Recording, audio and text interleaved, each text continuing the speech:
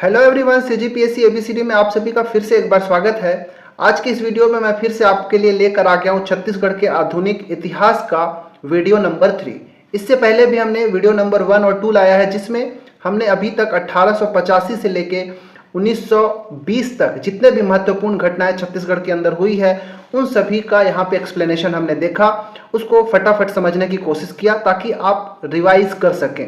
Actually मैं पूरा जो वीडियो सीरीज बना रहा हूँ रिवीजन के पॉइंट ऑफ व्यू से बना रहा हूँ, ठीक है। तो इस वीडियो नंबर 3 के अंदर हम 1920 से लेके 1920 केवल 2 साल के अंदर जितनी भी महत्वपूर्ण घटनाएं हुई हैं छत्तीसगढ़ के अंदर, उसके बारे में हम यहाँ पे डिटेल एनालिसिस करने वाले हैं, समझने वाले हैं। 3 महत्वपूर्ण घटना यहाँ पे हम एक्सप्लेन करेंगे। कंडेल सत्याग्रह, दूसरा हो जाएगा बीएनसी मिल मजदूर आंदोलन, और तीसरा असहयोग आंदोलन। ये तीनों जो है ऐसे टॉपिक्स हैं दोस्तों जहां से प्रश्न बनते ही बनते हैं। अगर आप सीजीपीएससी प्रीलिम्स मेंस की तैयारी करते हो, सीजीवापम के किसी भी एग्जाम की तैयारी करते हो, इवन आप एसएससी, रेलवे, एनटीपीसी किसी का भी तैयारी करते हो, तो आप हमारे चैनल को जरूर सब्सक्राइब कर लीजिए। वीडियो अच्छा लगे तो लाइक भी करें, दोस्तों के साथ शेयर भी जरूर करिएगा। हाँ, एक चीज और बता दूं कि सीजीपीएससी प्रीलिम्स के लिए अगर देखा जाए तो मैं एक और भी टेस्ट सीरीज चला रहा हूँ, ठीक है। एक टेस्ट सीरीज के रूप में हमारे पास एक प्लेलिस्ट बना हुआ है टॉप 500 एमसीक्यू क्वेश्चन, ठीक है। टॉप 500 एमसीक्यू क्वेश्चन, जिसमें सीजीजीएस के संबंधित ऐसे महत्वपूर्ण प्रश्न हैं जो एग्जाम में जाने से पहले सभी प्रतियोगी को आना ही चाहिए।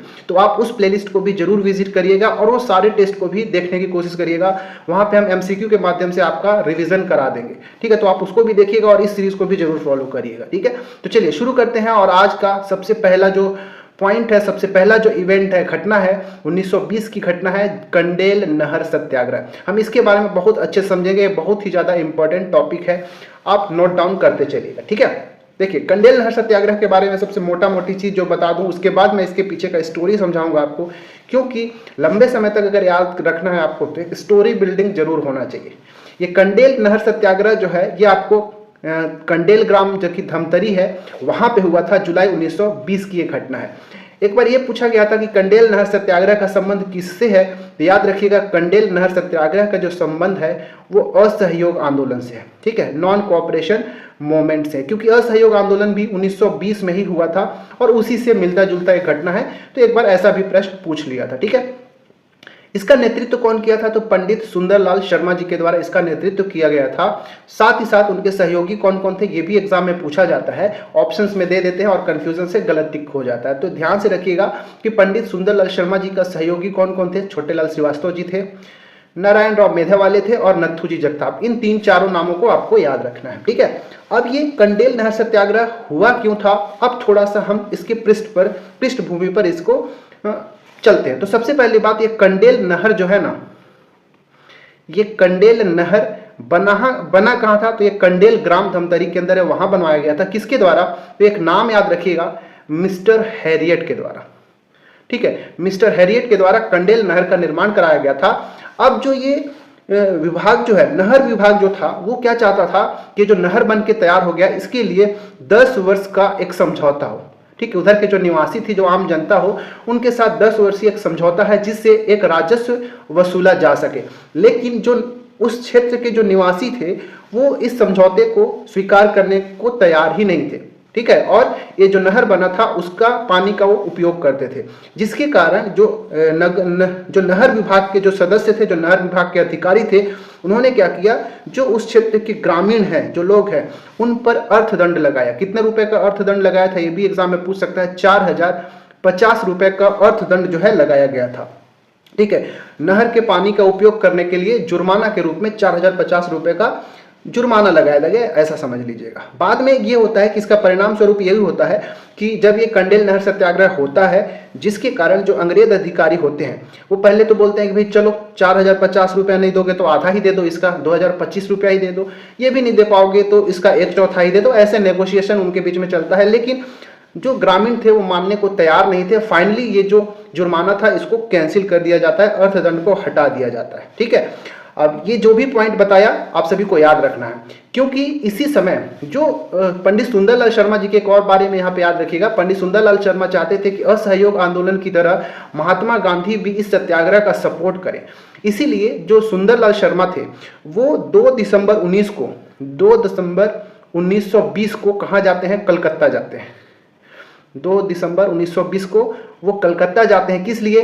तो गांधी जी को बुलाने के लिए, ठीक है। गांधी जी को धमतरी में कंडेल क्षेत्र में आने के लिए निमंत्रण देने के लिए वो कलकत्ता जाते हैं, ठीक है। और इन्हीं के प्रयासों से, पंडित सुंदरलाल शर्मा जी के प्रयासों से ही कह लीजिए कि गांधी जी का प्रथम आगमन छत्तीसगढ़ के अंदर होता है, जो कि हम नेक्स्ट स्लाइड में देखने वाले हैं। उम्मीद है कि ये पूरा स्टोरी आपको समझ में आया होगा, क्योंकि ऐसे ही हमको रिवाइज करके एग्जाम में जाना है, और ये 2 दिसंबर 1920 का डेट आपको याद रखना है, ठीक है। चलिए आगे बढ़ते हैं। अब देखिए 2 दिसंबर 1920 को निकल गए हैं कलकत्ता के लिए पंडित सुंदरलाल शर्मा गांधी जी को लाने के लिए, ठीक है। अब जब गांधी जी वापस आएंगे, प्रथम आगमन छत्तीसगढ़ के अंदर होगा, तो उनके साथ पंडित सुंदरलाल शर्मा जी भी आएंगे, जो कि हम नेक्स्ट स्लाइड में देखते हैं। चलिए अब हम देख लेते हैं महात्मा गांधी जी का छत्तीसगढ़ में प्रथम आगमन। वेरी वेरी इंपॉर्टेंट टॉपिक ये वाला भी होगा। तो सबसे पहले ये बात तो आप ऐसे डायरेक्ट याद रख लेना कि महात्मा गांधी जी का प्रथम आगमन कब हुआ था? 1920 के अंदर, 20 दिसंबर 1920 को। जो पंडित सुंदरलाल शर्मा जो थे वो गए कब? ठीक है, पंडित सुंदरलाल जो शर्मा जी थे वो 2 दिसंबर को गए, ठीक है। 2 दिसंबर 1920 को कलकत्ता गए, और उसके बाद 20 दिसंबर 1920 को महात्मा गांधी जी के साथ ही वापस आते हैं, ठीक है। अब महात्मा गांधी का केवल ऐसा भी नहीं है कि सुंदरलाल शर्मा गए और उनको लेकर आ गए।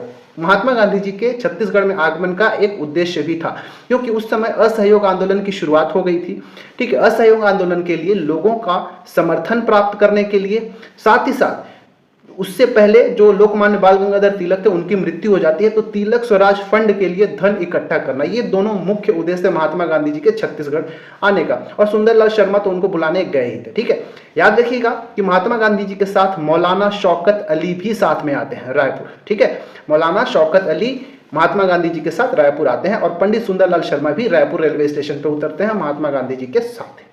कुछ महत्वपूर्ण घटनाओं को आपके ध्यान रखना है कि गांधी जी जब छत्तीसगढ़ आए तो कहां कहां पे उनकी क्या क्या इवेंट्स हुए, कहां कहां उन्होंने जनसभा का संबोधन किया, ये सारा प्रश्न भी पूछा जाता है। तो सबसे पहले जब वो रायपुर में 20 दिसंबर 1920 को पहुंचे, तो रायपुर के अंदर 20 दिसंबर 1920 को ही गांधी चौक पर वो क्या करते हैं? जनसभा को संबोधन देते हैं, ठीक है। जनसभा को संबोधन करते हैं और असहयोग आंदोलन में सम्मिलित होने के लिए लोगों को प्रोत्साहित करते हैं। इस चीज को आपको अच्छे से याद रखना है। इसके बाद हम आगे बढ़ते हैं। 20 दिसंबर 1920 को जनसभा को संबोधन करने के बाद, गांधी चौक के पास संबोधन देने के बाद वो कहाँ जाते हैं? धमतरी पहुंचते हैं। कब? 21 दिसंबर 1920 को धमतरी पहुंचते हैं, और धमतरी में मकई चौक के पास एक इमाम हुसैन बाड़ा है, जहां पर गांधी जी जो है धमतरी के अंदर भी जनसभा का संबोधन करते हैं। वहां पे धमतरी के अंदर नारायण राव मेधा वाले जो हैं उनके निवास स्थान पर गांधी जी के ठहरने की व्यवस्था की जाती है। ये सब पॉइंट्स भी कई बार से एग्जाम में पूछे जाते हैं। धमतरी के अंदर हुआ क्या कि धमतरी से जब वापस आ गए, ठीक है, 21 तारीख को धमतरी में थे, 20 तारीख को रायपुर में जनसभा का संबोधन किए, इसके बाद 21 को धमतरी पहुंच गए। फिर वापस जब धमतरी से रायपुर आते हैं तो ब्राह्मणपारा, इस जगह का नाम याद रखिएगा, ब्राह्मणपारा में एक आनंद समाज वाचनालय है, ठीक है।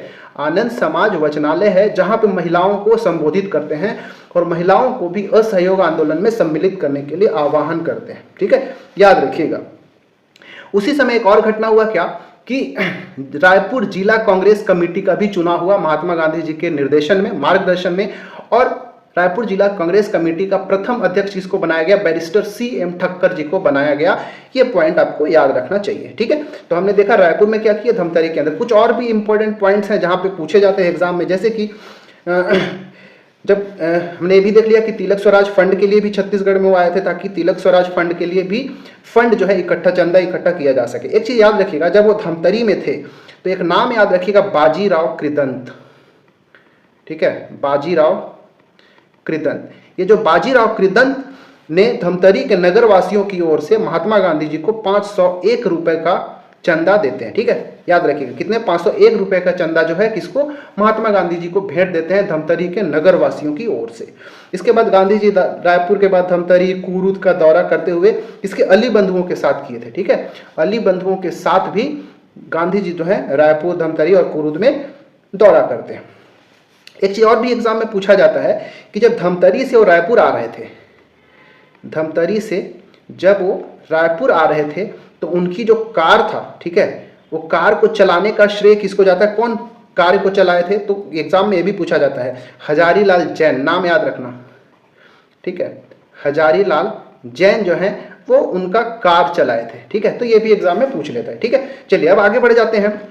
अब देखें, महात्मा गांधी जी का छत्तीसगढ़ में प्रथम आगमन तो हो गया, इतना ही पॉइंट्स आपको याद रखना है। अब जो यहाँ पे इंपॉर्टेंट हम यहाँ पे इवेंट शुरू करने वाले हैं जो कि वेरी वेरी इंपॉर्टेंट है एग्जाम पॉइंट ऑफ व्यू से, वो है बीएनसी मिल मजदूर आंदोलन। ठीक है, इसका पीछे का भी जो स्टोरी है उसको भी समझने की कोशिश करिएगा, क्योंकि आप चाहता हूं कि आपके अंदर एक स्टोरी बिल्डिंग हो ताकि आपको लंबे समय तक याद रहे। बीएनसी मिल मजदूर आंदोलन जो है, मोटा मोटी बात आपको याद रखना है कि इसका नेतृत्व जो है ठाकुर प्यारेलाल सिंह के द्वारा किया गया था, और ये तीनों का तीनों राजनांदगांव में हुआ। बीएनसी मिल मजदूर आंदोलन कितना, 3 आंदोलन हुए, प्रथम, द्वितीय और तृतीय। प्रथम वाला 1920 के अंदर हुआ। ठीक है, दूसरा वाला जो है 1924 के अंदर हुआ, और तीसरा वाला जो है 1937 के अंदर हुआ। पहली बात तो ये ईयर आपको याद होना चाहिए। ठीक है, अब देखिए, जब पहला वाला हुआ था, इस समय उनके जो सहयोगी थे, उनके सहयोगी कौन थे? शिवलाल मास्टर, मैं यहाँ पे नाम लिख रहा हूं। ठीक है, शिवलाल मास्टर, और एक और है जिनका नाम है शंकर खरे। ये दोनों जो हैं ठाकुर प्यारेलाल सिंह के ये दोनों सहयोगी रहे। अब देखिए, यहाँ जो कारण क्या है, जो प्रथम मिल मजदूर आंदोलन 1920 के अंदर हुआ, उसका मुख्य कारण क्या था? तो कारण ये था कि वहां पे जो मिल में कार्य करने वाले मजदूर थे, उनसे 12 से 13 घंटे काम कराया जाता था और उनका शोषण किया जाता था। तो मेन कारण यही था कि 12 से 13 घंटा उनसे काम नहीं कराया जाए। तो वहां के जो मजदूर थे, उनका क्या डिमांड था भाई कि काम तो इतना करा ही रहे हो तो वेतन में भी वृद्धि किया जाए, काम की स्थिति में सुधार किया जाए, और 12 से 13 घंटे काम ना करा के 8 घंटे काम कराया जाए, ये उनका डिमांड था। ये जो हड़ताल है 36 दिनों तक चला था। जो पहला जो हड़ताल था वो कितने दिन तक? 36 दिनों तक चलने वाला छत्तीसगढ़ के इतिहास में पहली और सबसे लंबी हड़ताल थी, आप सभी को याद रखना चाहिए। अब हुआ ये कि हड़ताल तो चल ही रहा था 36 दिन, तो इसका समझौता कराने के लिए एक राष्ट्रीय नेता वीवी गिरी, ठीक है, वीवी गिरी जो है वो छत्तीसगढ़ आते हैं और समझौता कराने का कार्य करते हैं, ताकि फिर से मिल का कार्य जो है प्रॉपर तरीके से चलता रहा। ठीक है, अब एक चीज ये भी याद रखना है आपको कि यह आंदोलन तो सफल था, किंतु प्रशासन जो था वो गुस्से में तो था ही, क्योंकि लोग जो है आंदोलन कर रहे थे। अब जितना मजदूरों का आंदोलन का गुस्सा किसके ऊपर उतारा जाएगा भाई? तो जो नेता थे उस समय, जो फ्रीडम फाइटर थे, उनके ऊपर उतारा जाएगा पूरा गुस्सा। और गुस्सा के कारण जो उस समय अंग्रेज अधिकारी हुआ करते थे, जो प्रशासन थे, वो जो प्यारेलाल ठाकुर जो है ना, उनके ऊपर पूरा गुस्सा उतार दिया और उनको जो है राजनांदगांव क्षेत्र से निष्कासित कर दिया जाता है। ठीक है, निष्कासित करने के बाद जो ठाकुर साहब हैं वो मध्य प्रांत के गवर्नर से अपील करते हैं कि भाई हमको वापस से निष्कासन को खत्म कर दिया जाए, तो फिर मान जाते हैं और फिर से वापस उनको राजनांदगांव क्षेत्र में प्रवेश करने के लिए अनुमति मिल जाता है। तो ये था पूरा प्रथम आंदोलन। द्वितीय आंदोलन 1924 के अंदर हुआ, ठाकुर प्यारेलाल सिंह के द्वारा ही हुआ। इसके पीछे का कारण क्या था वो देखना, ये कारण भी थोड़ा इंटरेस्टिंग है। जब एक बार आंदोलन सफल हो जाता है तो अब लोगों का हौसला जो है बुलंद होते चला जाता है। अब जिसके कारण क्या थे, जितनी भी समस्याएं होती थी मजदूरों को, सभी समस्याओं को इसी तरह आंदोलन के माध्यम से वो क्या करना चाहते थे? ठीक करना चाहते थे समस्याओं को। 1924 में फिर से हड़ताल हुआ। इस दौरान जो मजदूर थे वो क्या हुआ, एक सभा का आयोजन कर रहे थे, जिसके कारण जो सिपाही थे उस समय जूता पहनकर ही उस भोज में सम्मिलित हो गए, और खाना बनाने वाले जो बर्तन था ना उसको लात मार दिया। अब इसके कारण जो मजदूर थे गुस्सा हो गए। गुस्सा होने के कारण उसने उसको पीट पाट दिया, मजदूरों ने उस सिपाही को। और जब वापस लौट रहे थे तो उस समय एक भ्रष्ट बाबू था, जिनका नाम आपको याद रखना है, बाबू गंगाधर। क्या नाम था? बाबू गंगाधर। जितना भी मैं नाम बता रहा हूं उस नाम को आपको कहानी के साथ लिंक करना। ठीक है, जो वहां पे भ्रष्ट बाबू थे, वहां पे बाबू गंगाधर राव, उसको मजदूरों ने क्या किया? थप्पड़ मार दिया। अब जिसके कारण जो पुलिस थे उनको हस्तक्षेप का एक बहाना मिल गया और 13 मजदूर नेताओं को हिरासत में ले लिया गया था। ठीक है, और उन्होंने न्यायालय ले गए। उसके बाद उनको जेल ले जा रहे थे। जेल ले जाते समय ही जो मजदूरों के साथी से वो सब आक्रमण कर देते हैं और सभी को छुड़ा लेते हैं। छुड़ाने के बाद एक चीज ये भी याद रखिएगा, एक और नाम याद रखिएगा, जरहू गोंड। अब ये क्या होता है, जब छुड़ा के आ रहे थे तो उसी समय जो पुलिस थे उस समय उन्होंने गोली मार देते हैं और ये जरहू गोंड की वहीं पे मृत्यु हो जाती है। ठीक है, अब इस आंदोलन का जो दूसरा आंदोलन था, द्वितीय वाला 1924 का, इसका परिणाम ये होता है कि जो ठाकुर साहब जो हैं उनको रियासत की शांति व्यवस्था भंग करने के लिए उनको खतरा माना गया और 1924 में फिर से उनको राजनांदगांव से निष्कासित कर दिया जाता है। निष्कासित करने के पश्चात भी वो जो है ठाकुर प्यारेलाल सिंह, वो राजनांदगांव छोड़कर कहाँ पहुंच जाते हैं? रायपुर पहुंच जाते हैं। ठीक है, रायपुर पहुंच जाते हैं और किसी भी तरीके से मजदूरों को मनाकर हड़ताल को खत्म किया गया। बाद में ये हड़ताल भी खत्म हो जाता है। तीसरा हड़ताल 1937 के अंदर होता है ठाकुर प्यारेलाल सिंह के द्वारा ही। यहाँ पे एक मजदूर प्रतिनिधि का नाम याद रखना है, मजदूरों के, क्योंकि जो ठाकुर प्यारेलाल थे वो तो निष्कासित कर दिए गए थे और रायपुर में थे, तो वहां पे मजदूरों का प्रतिनिधि करने वाले एक नाम याद रखिएगा, रामचंद्र सखाराम रुईकर। रामचंद्र सखाराम रुईकर, ये नाम आपको याद रखना है। ये तृतीय जो आंदोलन हुआ था बीएनसी मिल मजदूर आंदोलन, उसके मजदूरों के प्रतिनिधि थे। अब जो तीसरा वाला क्यों हो गया, क्योंकि मजदूरों के वेतन में 10% का कटौती कर दिया गया, जिसके कारण जो 600 मजदूर जो थे वो बेकार हो गए, उनके पास किसी भी तरह का काम ही नहीं था। अब इसके लिए फिर क्या हुआ, 2 मई 1937 को एक सभा का आयोजन किया गया, क्योंकि 600 मजदूर जो है बेकार हो गए थे, बेरोजगार हो गए थे, ये कोई आम बात नहीं है। साथ ही साथ उनका जो वेतन था उसमें 10% की कटौती कर दी गई थी, जिसके कारण 2 मई 1937 को बीएनसी मिल के 3500 हड़ताली जो मजदूर थे क्या किए, वो एक सभा का आयोजन किया। राजनांदगांव के अंदर ही एक आर्य समाज लाइब्रेरी है, ठीक है, याद रखना है आपको, यहाँ पे आप लिख लेना, आर्य समाज लाइब्रेरी है। पंडित सुंदरलाल शर्मा, यहाँ पे याद रखिएगा, सॉरी, पंडित रविशंकर शुक्ल का यहाँ पे एंट्री होता है। पंडित रविशंकर शुक्ल जो है इस सभा का अध्यक्षता करते हैं और किसी भी तरह मजदूरों को मनाते हैं, ठीक है। मनाने के बाद अब हुआ ये था ना कि 11 महीने तक ये मिल जो है बंद था। अब क्या करते हैं, ये पंडित सुंदरलाल शर्मा जो है किसी तरह उन सभी को मनाते हैं। मनाने के बाद फिर से जो है जो मिल का कार्य जो है वो फिर से प्रारंभ हो जाता है, ठीक है। इतना चीज याद रखना है। तो बेसिकली ये 3 ही स्टोरी आपको याद रखना है, जिसके कारण ये तीनों मिल मजदूर आंदोलन को आप लंबे समय तक याद रखें। बस यहाँ पे याद रखिएगा 2 मई 1937 को एक जनसभा का आयोजन किया जाता है, जितने भी लोग हड़ताल कर रहे होते हैं, और उसकी अध्यक्षता कौन करते हैं, पंडित रविशंकर शुक्ल। ऑप्शन में आपको ठाकुर प्यारेलाल सिंह भी मिलेगा, तो उस समय आपको ध्यान रखना है, ठीक है। चलिए, तो हमने देख लिया बीएनसी मिल मजदूर आंदोलन। अब हम देखेंगे असहयोग आंदोलन कहां से प्रारंभ हुआ था, कब प्रारंभ हुआ था, और छत्तीसगढ़ में क्या उसका प्रभाव देखने को मिलता है। उम्मीद है अभी तक आप सभी को ये वीडियो का जो कुछ भी मैंने समझाया समझ में आया होगा। अच्छा लग रहा हो तो लाइक जरूर कर लीजिएगा। अब शुरू करते हैं हम असहयोग आंदोलन, नॉन कोऑपरेशन मूवमेंट। ये 1920 से 21 तक का घटना जो है यहां तक हम देखेंगे। देखिए, जो असहयोग आंदोलन जो है इसका सबसे पहली बार प्रस्ताव कब रखा गया था, तो कांग्रेस का, ठीक है, भारतीय राष्ट्रीय कांग्रेस का एक विशेष अधिवेशन बुलाया गया था कलकत्ता के अंदर 1920 में, वहीं पर इसका प्रस्ताव रखा गया था। कलकत्ता का जो 1920 का विशेष अधिवेशन था उसकी अध्यक्षता कर रहे थे लाला लाजपत राय। तो याद रखिएगा, कलकत्ता के विशेष अधिवेशन में असहयोग आंदोलन का प्रस्ताव को रखा गया था। लेकिन प्रस्ताव पारित कब हुआ था, तो भारतीय राष्ट्रीय कांग्रेस का हम सभी को पता है कि प्रति वर्ष वार्षिक अधिवेशन होता है। तो वार्षिक अधिवेशन 1920 में ही, दिसंबर 1920 में नागपुर में हो रहा था। तो नागपुर अधिवेशन में उस प्रस्ताव को, असहयोग आंदोलन का जो प्रस्ताव था उसको पारित किया जाता है। और 1920 का वार्षिक अधिवेशन का जो अध्यक्षता कौन कर रहे थे, विजय राघवाचार्य जी कर रहे थे। तो ये था असहयोग आंदोलन का प्रस्ताव कहाँ हुआ, पारित कहाँ हुआ, किस अधिवेशन में हुआ, ये मोटा मोटी चीज मैंने बता दिया, क्योंकि रिवाइज इतना चीज को होके जाना चाहिए था। अब जो ये 1920 का जो ये अधिवेशन था वार्षिक वाला, ठीक है, जिसमें विजय राघवाचार्य ने अध्यक्षता की, इसमें छत्तीसगढ़ के भी कई सदस्य जो है शामिल हुए थे। रायपुर से सदस्य जो थे पंडित सुंदरलाल शर्मा, पंडित रविशंकर शुक्ल, वामन राव लाखे और सीएम ठक्कर थे। वहीं राजनांदगांव से आपको याद रखना है ठाकुर प्यारेलाल सिंह, ठीक है। अब देखिए और कौन कौन थे। धमतरी से अगर देखा जाए तो धमतरी से नारायण राव मेधावाले, नथुजी जगताप और छोटेलाल श्रीवास्तव थे। वहीं बिलासपुर से ई राघवेंद्र राव, बैरिस्टर छेदीलाल, यदुनंदन प्रसाद श्रीवास्तव और दुर्ग से घनश्याम सिंह गुप्त। उम्मीद है ये सभी नाम अब तक याद हो गया होगा कि कौन से जो है किस स्थान से बिलोंग करते हैं, क्योंकि एग्जाम में ऐसे प्रश्न पूछे जाते हैं।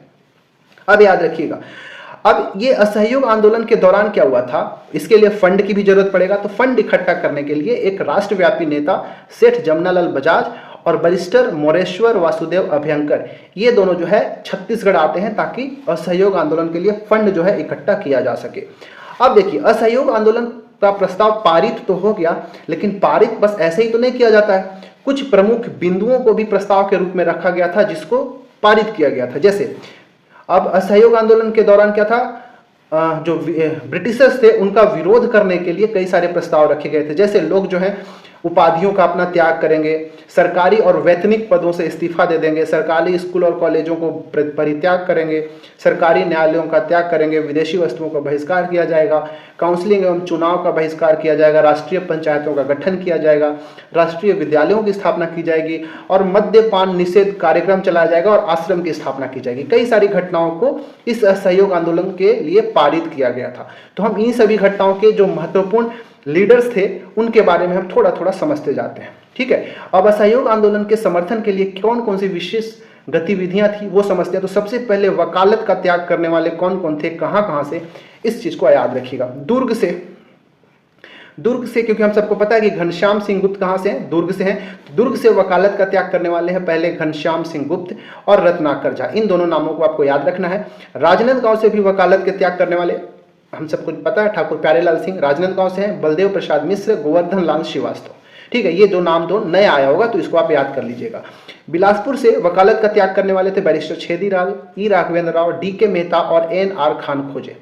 रायपुर में चले जाएंगे तो रायपुर से रामदयाल तिवारी, रविशंकर शुक्ल, यादवराव देशमुख और राम नारायण तिवारी, ये ऐसे व्यक्तित्व थे जिन्होंने वकालत का त्याग किया। ठीक है, याद रखिएगा।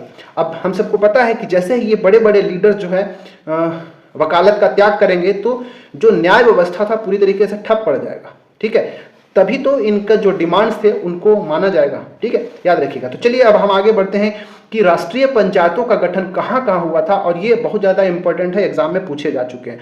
तो असहयोग आंदोलन के दौरान प्रदेश भर में भी राष्ट्रीय पंचायतों का गठन किया गया है। क्योंकि हम छत्तीसगढ़ के कॉन्टेक्स्ट में देख रहे हैं तो हम अभी छत्तीसगढ़ पर ही फोकस करेंगे। राष्ट्रीय पंचायतों का गठन सबसे पहले रायपुर के अंदर हुआ सेठ जसकरण डागा के द्वारा। ठीक है, कब? तो 4 मार्च 1921 को। धमतरी के अंदर देखेंगे तो बाजीराव कृदंत के द्वारा राष्ट्रीय पंचायत का गठन किया गया फरवरी 1921 के अंतर्गत। तो रायपुर में किसने स्थापना किया और धमतरी में किसने स्थापना किया, दोनों नामों को आपको विशेष रूप से याद रखना है। इसके बाद कई लोग जो थे शासकीय सेवा से भी परित्याग किया था, रिजाइन कर दिया था, जैसे यदुनंदन प्रसाद श्रीवास्तव, लक्ष्मी नारायण वर्मा, सोमेश्वर शुक्ल, शिवलाल शर्मा, इन सभी नामों को भी आप याद रख सकते हैं।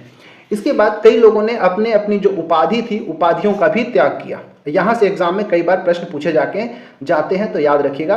राय साहब की उपाधि किसने त्यागा था? तो वामन राव लाखे जो है, बैरिस्टर कल्याण जी, मोरारजी थैंकर और सेठ जी गोपी किशन, ये चारों ऐसे नाम हैं जिनको राय साहब की उपाधि दी गई थी और इन चारों ने राय साहब की उपाधि का ही त्याग कर दिया।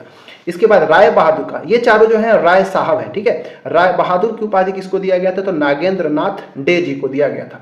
खान साहब की उपाधि काजी शमशेर खान को दिया गया था और इन्होंने ही खान साहब की उपाधि का त्याग कर दिया गया था। मादक पदार्थों का भी बहिष्कार किया गया कई स्थानों पर, रायपुर में, बिलासपुर में, दुर्ग में, सभी जगह मादक पदार्थों का भी विशेष रूप से बहिष्कार किया गया। रायपुर में अगर जाएंगे तो डेट याद रखना है 7 फरवरी 1921।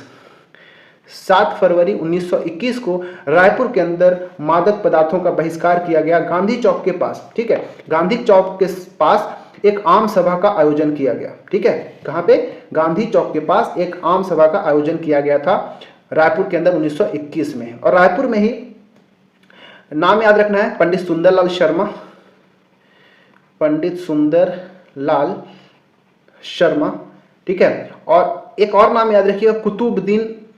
ठीक है, कुतुबुद्दीन, ये दोनों नाम तो याद रखना है। ये दोनों नामों का मादक पदार्थों से बहिष्कार के लिए याद रखना है। सुंदरलाल शर्मा जी का रायपुर से, कुतुबुद्दीन जो है इनको तो गिरफ्तार भी कर लिया गया था, रायपुर रेलवे स्टेशन से इनको गिरफ्तार कर लिया गया था कुतुबुद्दीन को। ठीक है, बिलासपुर में सदर बाजार के पास, ठीक है, बिलासपुर में सदर बाजार के पास हीरालाल कलार की शराब भट्टी पर धरना दिया गया। नाम याद रखना है भाई, हीरालाल कलार।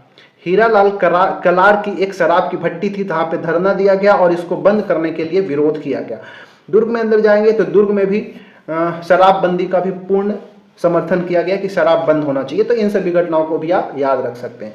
इसके बाद कई लोग ऐसे थे जो परिषद होता था, जो काउंसिल था और जिला परिषद, उसमें चुनाव का भी बहिष्कार किया, खुलकर बहिष्कार किया। जैसे जो यादवराव देशमुख हैं वो रायपुर जिला परिषद में सदस्य थे, उन्होंने वहां से त्याग पत्र दे दिया। बाजीराव कृदंत जो प्रांतीय विधानसभा की सदस्यता से ही उन्होंने त्याग पत्र दे दिया। काजी शमशेर खान जो है ऑनरेरी मजिस्ट्रेट के पद पर थे, उन्होंने त्याग पत्र दिया। और इन्हीं काजी शमशेर खान को ही किस नाम से पीछे हमने देखा था, किस उपाधि का त्याग दिया था इन्होंने? खान साहब की उपाधि को इन्होंने त्याग दिया था। ठीक है, याद रखना है, सब कुछ आपको याद रखना चाहिए। इसके बाद स्कूल कॉलेजों का भी बहिष्कार किया गया। कुछ पॉइंट्स मैं बता रहा हूं, आप नोट करके रखिएगा। जैसे स्कूल कॉलेजेस का बहिष्कार किया गया, स्कूल और कॉलेजों का बहिष्कार किया गया। जैसे कर्मवीर, आपने उस समय असहयोग आंदोलन के समय एक कर्मवीर पत्रिका का संचालन किया गया था। कर्मवीर पत्रिका ये किसका है? माखनलाल चतुर्वेदी जी का है। ठीक है, माखनलाल चतुर्वेदी जी का एक कर्मवीर पत्रिका। इस पत्रिका के माध्यम से जो युवा लोग होते थे उन सभी को प्रोत्साहित किया जाता था ताकि असहयोग आंदोलन में बढ़ चढ़ के भाग लें। बिलासपुर में देखेंगे तो कई ऐसे स्टूडेंट्स थे जिन्होंने स्कूल कॉलेज का बहिष्कार किया। लक्ष्मण प्रसाद, पंचम सिंह, नर्मदा प्रसाद। नेक्स्ट स्लाइड में इसको देखते हैं। आप यहाँ पे देख सकते हैं स्कूल कॉलेजेस का बहिष्कार करने के लिए इन नामों को आप ध्यान से देख लीजिएगा। मुंगेली के अंदर भी शिव शंकर सहाय और रामलाल वैश्य थे। इन सब का नाम याद रखिएगा। एक चीज याद रखिएगा, 7 फरवरी 1921, ये डेट हमने पहले भी देखा, पंडित सुंदरलाल शर्मा से रिलेटेड है। तो जो पंडित सुंदरलाल शर्मा है, पंडित सुंदरलाल शर्मा जो है, इनका एक लेख छपता है। ठीक है, इनका एक लेख छपता है, नाम था भारत में अंग्रेजी राज्य। भारत में अंग्रेजी राज। ठीक है, इस लेख का नाम याद रखना है, 7 फरवरी 1921 को।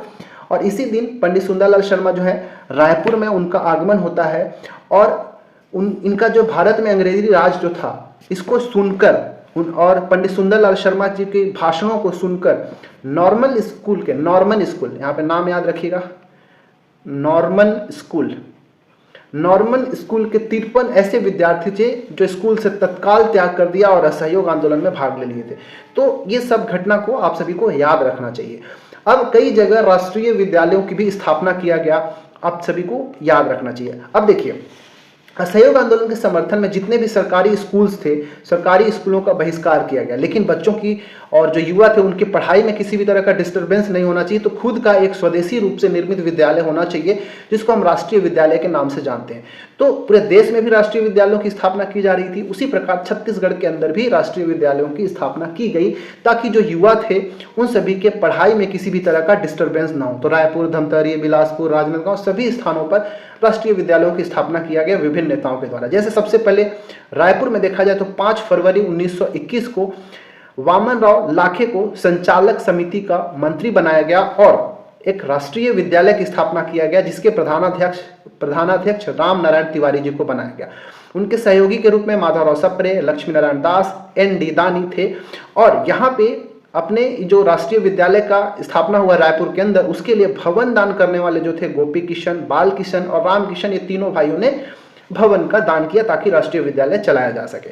धमतरी में देखेंगे तो जुलाई 1921 के अंदर बाबू छोटेलाल श्रीवास्तव के द्वारा राष्ट्रीय विद्यालय की स्थापना किया गया जिसके लिए प्रधानाध्यक्ष अजीजुर रहमान को नियुक्त किया गया और ठाकुर प्यारेलाल सिंह भी वहां पे थोड़ा सा सम्मिलित थे किसी रूप से। ठीक है, याद रखना है। तो जो भी नाम बता रहा हूं और जो डेट बता रहा हूं इसको आप जरूर याद कर लीजिएगा। ठीक है, बिलासपुर के अंदर देखते हैं तो बिलासपुर में 1921 के अंदर ही राष्ट्रीय विद्यालय की स्थापना किया गया। बद्रीनाथ साव के घर में ही नियुक्त किया विद्यालय स्थापना किया गया जिसके लिए प्रधानाध्यक्ष पंडित शिव दुलारे मिश्र जी को बनाया गया। अध्यापक उनके यदुनंदन प्रसाद श्रीवास्तव जो राष्ट्रीय विद्यालय के कौन थे? एक अध्यापक थे। इसके बाद राजनांदगांव में 1921 में ही राष्ट्रीय विद्यालय की स्थापना किया गया। ठाकुर प्यारेलाल, बलदेव प्रसाद मिश्र, पन्नालाल सिंह के द्वारा। अन्य सहयोगियों में बंशीलाल, पंडित बल शास्त्री झा, पद्मपुल्लालाल बख्शी थे। ठीक है, ये सबको आपको याद रखना। एक एक बार पढ़े होंगे तो ये सब जो है स्टोरी आपको याद होना चाहिए, नाम भी याद होना चाहिए।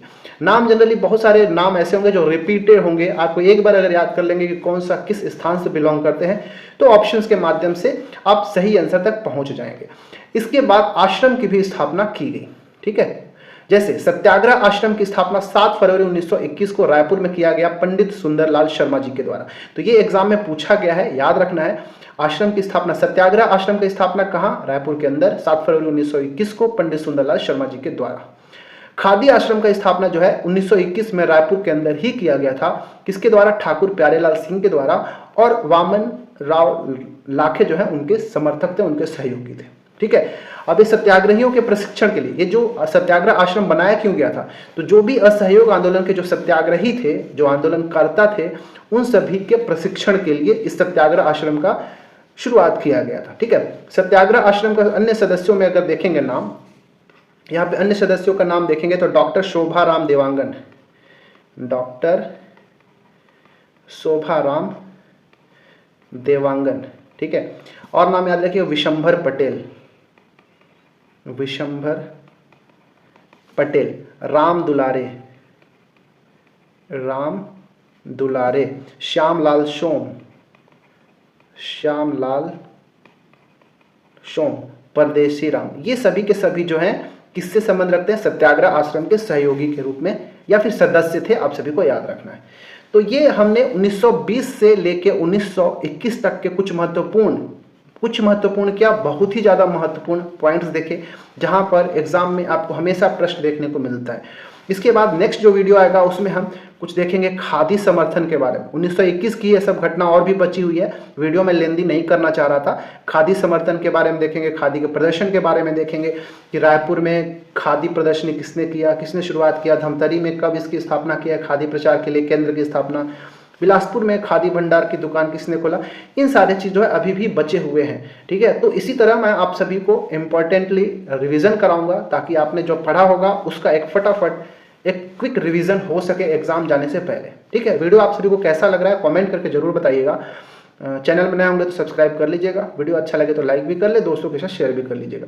वीडियो का अगर PDF आप सभी को चाहिए तो आप हमारा जो टेलीग्राम चैनल है उसको जरूर ज्वाइन कर लीजिएगा। वहाँ पे लगभग 900 से 1000 लोग जो हैं अभी उसका मेंबर है, तो आप सभी को चैनल जो है आसानी से मिल जाएगा। चलिए मिलते हैं किसी और वीडियो में। समय आपके पास बहुत कम है, समय का सदुपयोग करिए, अच्छे से पढ़ाई करते रहें। धन्यवाद, thanks for watching our video.